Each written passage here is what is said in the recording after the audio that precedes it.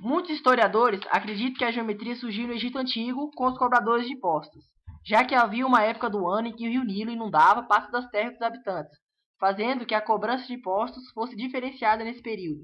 E para calcular essa porção inundada, foi desenvolvida o cálculo da área perdida, a fim de refazer o cálculo dos impostos a serem cobrados.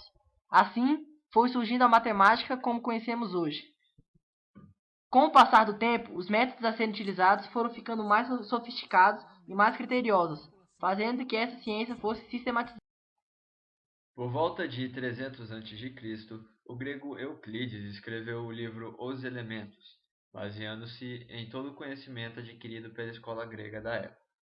Neste livro era mostrado uma apresentação lógico-dedutiva da geometria, reunindo os resultados da geometria e criando conceitos primitivos e axiomas que foram afirmados pelos 2 milênios seguintes. Essa geometria, desenvolvida por Euclides, porém, se limita a apenas um tipo de espaço plano. No nosso mundo físico, nós encontramos cercado por um espaço curvo. A geometria euclidiana só se aplica nesse caso para pequenas distâncias, para pequenos espaços em que a curvatura é tão pequena que chega a ser desprezível, podendo ser considerados planos. Essa limitação da geometria euclidiana impedia uma compreensão do mundo físico quando se tratava de grandes dimensões, desde as mais simples, como por exemplo calcular a distância de uma viagem do hemisfério norte ao hemisfério sul em nosso globo terrestre, até as mais complexas, como fenômenos cósmicos no universo. Para poder aprimorar os estudos físicos e matemáticos nesse espaço curvo que nos cerca, foi necessário dar início à elaboração de uma nova geometria, uma geometria diferencial, uma geometria não euclidiana, que fosse aplicada em superfícies curvas.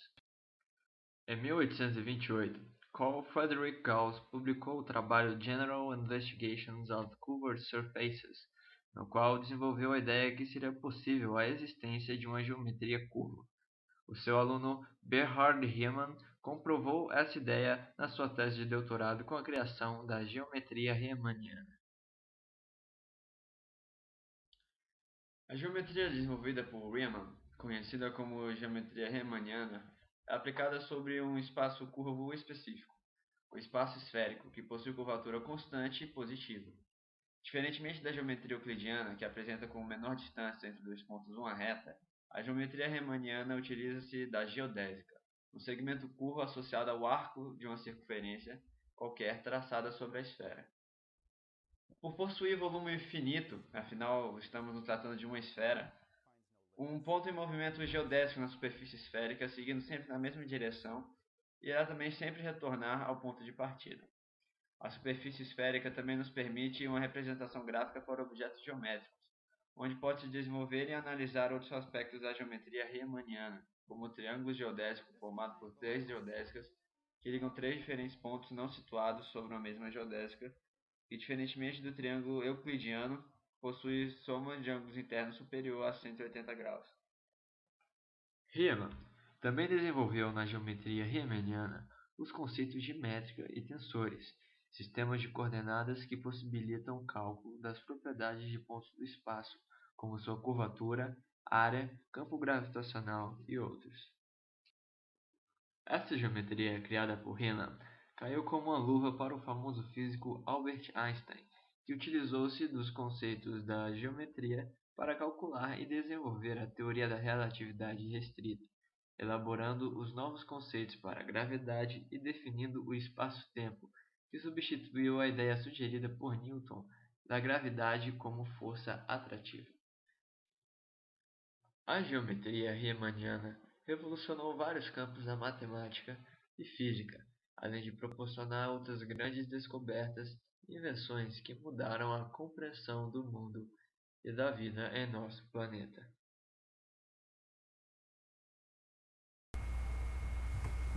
Sabemos que Riemann se dedicou ao estudo de superfícies curvas e que suas teorias mais tarde foram utilizadas por Einstein, com aprimoramentos, é claro, para a teoria da relatividade geral.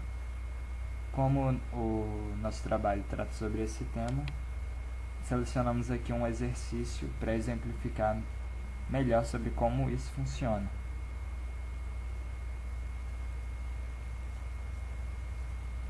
Bem, temos aqui uma função f de x delimitada pelo intervalo AB, todos os pontos pertencendo ao conjunto dos números reais, e sendo a f de x ainda uma função contínua.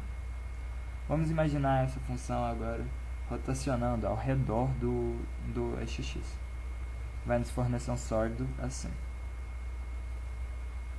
Bem, se a gente pensasse só na metade do volume desse sólido, ele poderia muito bem representar a deformação de uma superfície, claro, de modo simplificado. Vamos agora selecionar dois pontos nesse intervalo, xi e xi mais 1. Vamos formar agora um retângulo.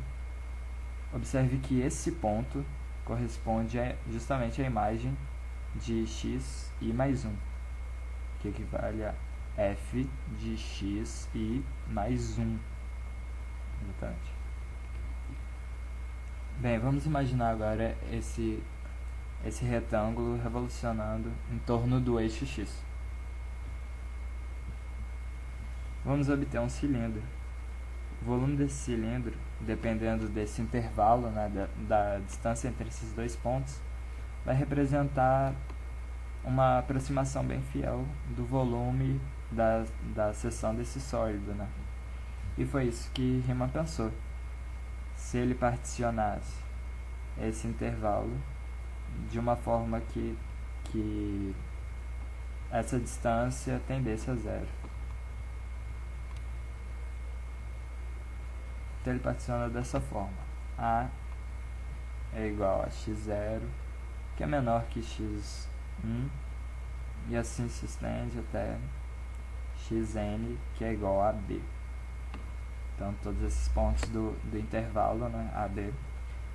Vamos chamar o volume desse cilindro de revolução ainda de VI, que é dado pela fórmula π vezes f de x i mais 1 ao quadrado, que é o raio, né, desse cilindro, vezes delta de xi, que corresponde à altura, que é a variação ali.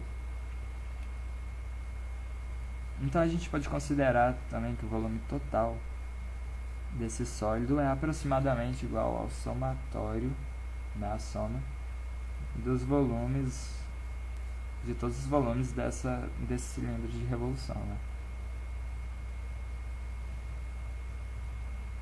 I igual a 0 até n-1. Bem, então até agora a gente tem que o volume total é aproximadamente igual a π ao somatório, I igual a 0 até n-1, π vezes f de xi mais 1 ao quadrado vezes delta x i. Então, para que isso seja igual, o volume vai ser dado por limite do somatório de π vezes f de xi mais 1 ao quadrado de delta xi, com delta xi tendendo a 0 e variando de 0 até n-1, como já sabemos.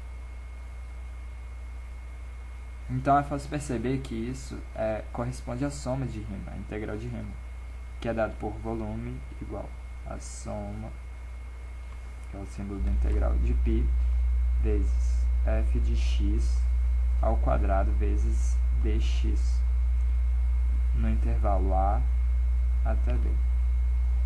Então tá aí, temos aí o volume do nosso sólido.